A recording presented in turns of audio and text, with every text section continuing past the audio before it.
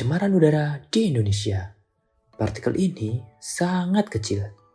Biasanya disebabkan dari asap kendaraan bermotor, pembakaran pembangkit listrik atau PLTU, proses industri, pembakaran terbuka, debu jalan raya, dan partikel ini bernama PM2.5. Jika partikel ini terhirup oleh kita, partikel ini dapat menyebabkan penyakit jantung, bronkitis, diabetes, dan bahkan sampai bisa menimbulkan kematian dini.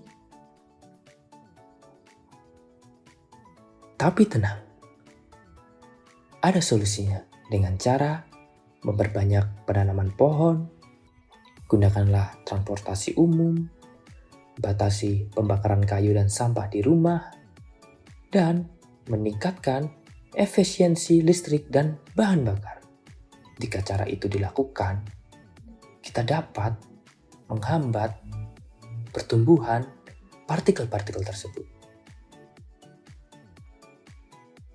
Pencemaran air di Indonesia saat ini semakin memprihatinkan. Pencemaran air dapat diartikan sebagai suatu perubahan keadaan di suatu tempat penampungan air seperti danau, sungai, lautan, dan air tanah akibat aktivitas manusia. Perubahan ini mengakibatkan menurunnya kualitas air hingga ke tingkat yang membahayakan sehingga air tidak bisa digunakan sesuai peruntukannya. Dampak lainnya yang tidak kalah merugikan dari pencemaran air adalah terganggunya lingkungan hidup, ekosistem, dan keanekaragaman hayati. Pencemaran air dapat disebabkan oleh berbagai hal dan memiliki karakteristik yang berbeda-beda. Yang pertama, seperti limbah pabrik yang mengalir ke sungai.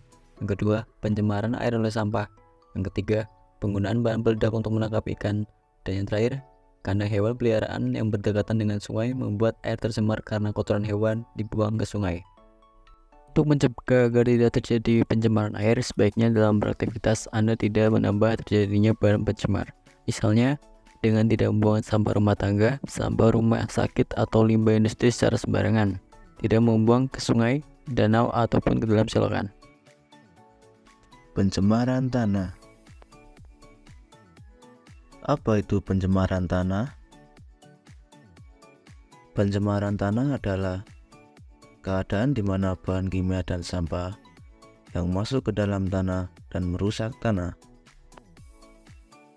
Penyebab utama pencemaran tanah yaitu membuang sampah sembarangan, penggunaan pestisida secara berlebihan, dan membuang limbah atau bahan kimia secara sembarangan. Semua itu dapat menyebabkan tanah tercemar sehingga tanah menjadi sulit untuk menyerap air. Lalu, solusi untuk mengatasi pencemaran tanah yaitu tidak membuang sampah sembarangan dan melakukan daur ulang sampah.